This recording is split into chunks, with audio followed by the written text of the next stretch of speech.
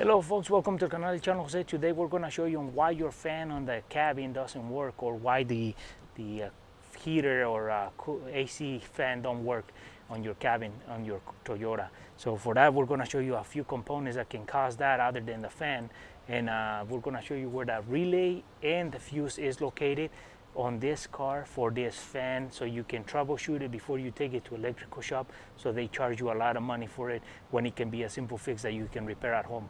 And for that we're going to show you the procedures, how to get to it and how to verify which one is causing the problem. So this is for specifically for the 91 to 94 Toyota Tercel, but for the 90s probably is for the Toyotas is the same. But we're gonna show you that if your Toyota probably has the same thing, you wanna check right underneath the glove box, so it could probably be the same location.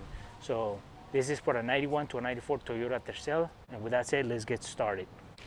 So for us to get this out of here, we're gonna have to take this plastic cover off, this one, this screw, this one, and this one off. And there's 10 millimeters bolts right here and right here and right there, so we gotta take those off to get all that plastic cover off with the glove box.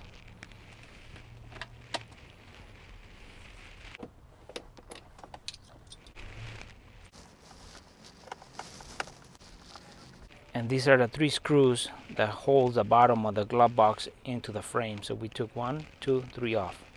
We take that one off.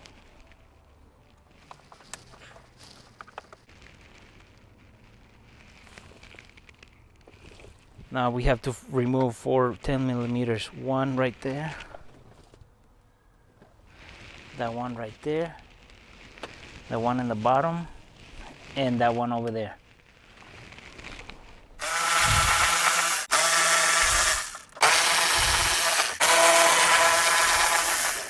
And those are the 4 10 millimeter bolts that we have to remove. So now, as you can see, this whole glove box component is loose, so we're gonna take it off so we can get to it. So we're gonna pull from the bottom and then undo it from the top.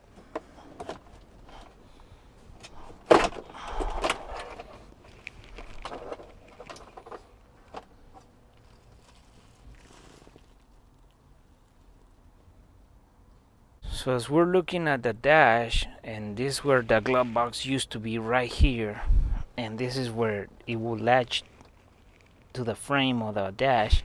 There's the fan is right here, and then there's this connector.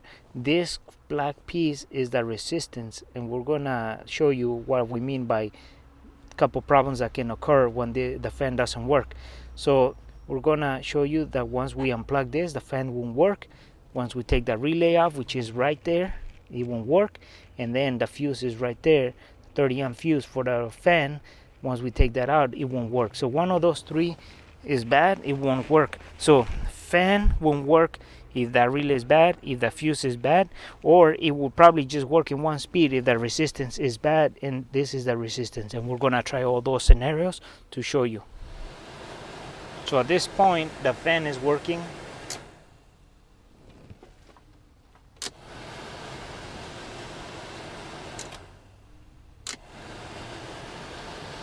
So now we're gonna disconnect the fuse and show you that the fan won't work. So if that will be burned, this one wouldn't work. So now what we have done is we took the fuse off, and what we're gonna be is trying to turn on the fan.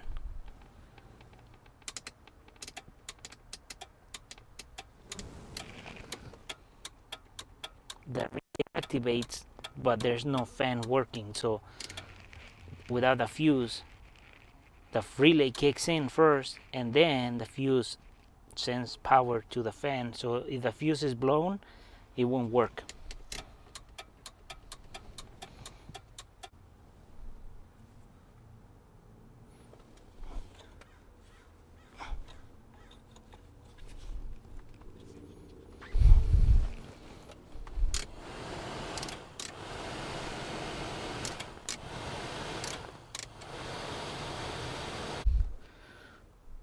Okay, so we have removed the relay for the fan, the cabin fan.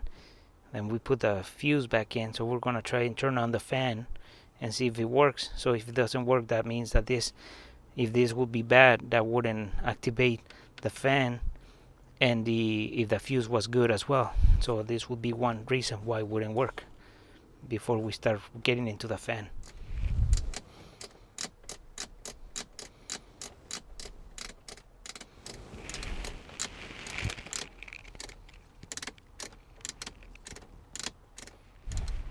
So it didn't work. So this is the reason why. If the fuse is good, you check your relay, and then if that doesn't work, then it could be the resistor that is bad. But at this point, we're showing you what the reasons could be that the fan wouldn't work in the cabin. So now we put the relay back in and then see if the fan turns on. So if the fuse was good and you don't see that it's burned out, this could be the reason. And if this is good as well, that could be the reason as well.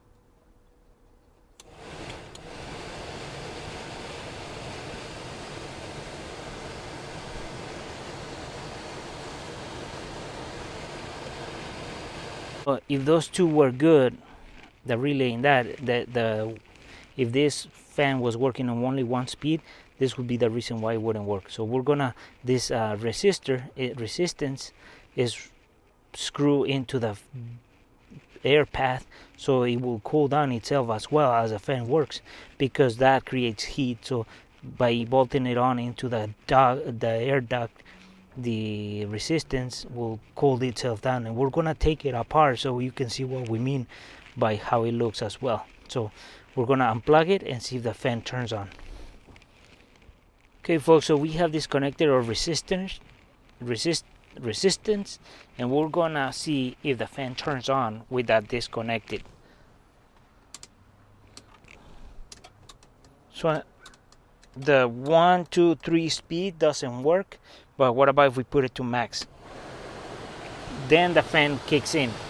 So the fan will turn on without the resistance working, just on high, but you cannot regulate the speeds in between because the resistance will be bad. So if that's plugged in and your fan only works in high, that means that your resistor is bad. So like we can see here, we're gonna move it, and it works because it's disconnected and it's acting as a resistor not being there. So those two are good, but if your fan only works in high, that means your resistor is bad. So we're gonna take that apart to show you how it looks.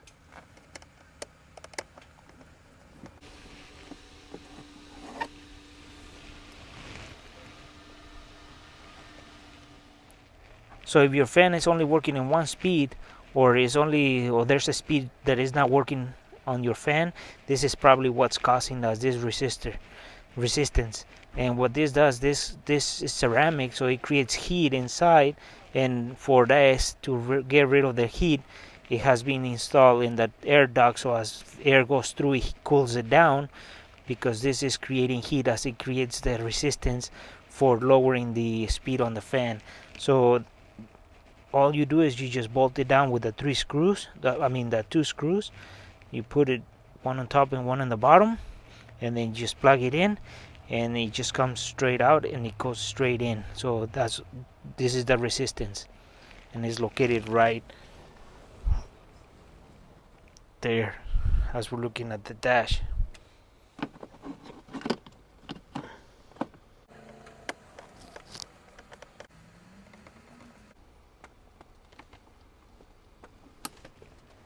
So now we're gonna try the speeds on the fan from the control and see if it works. Before it would just be high and none. That's all it would. So now we put it back in and we plug it in. So we're gonna see the difference.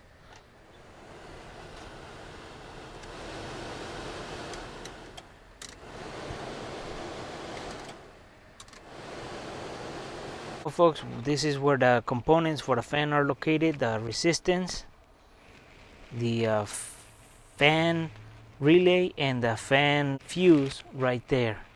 So we wanted to show you where they're located, and in case one of those fails, where to look for, so you can troubleshoot it before you start taking it to the electrical shop, so you can probably save more money for a simple repair like this.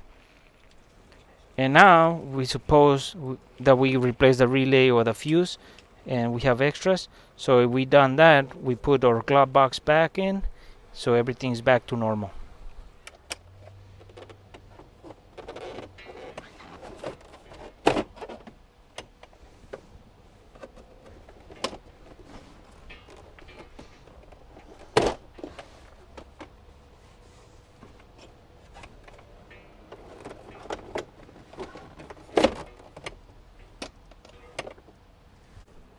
So to set this plastic back on, the full glove box plastic, what we did is we tucked this plastic underneath the dash first.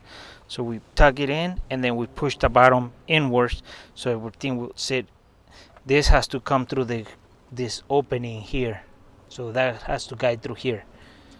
So we put all the screws back in and the bolts, and we put the covers right here for those 2 bolts.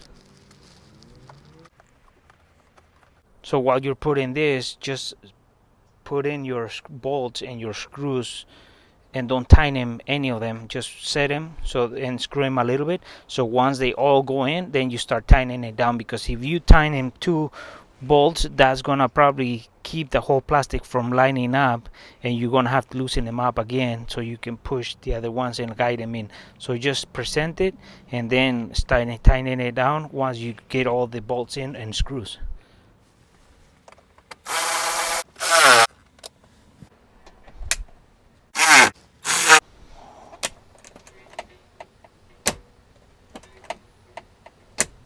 Well, folks, hopefully you like this video on how simple it is to diagnose a fan that is not working on the cabin for a Toyota, 90s Toyotas.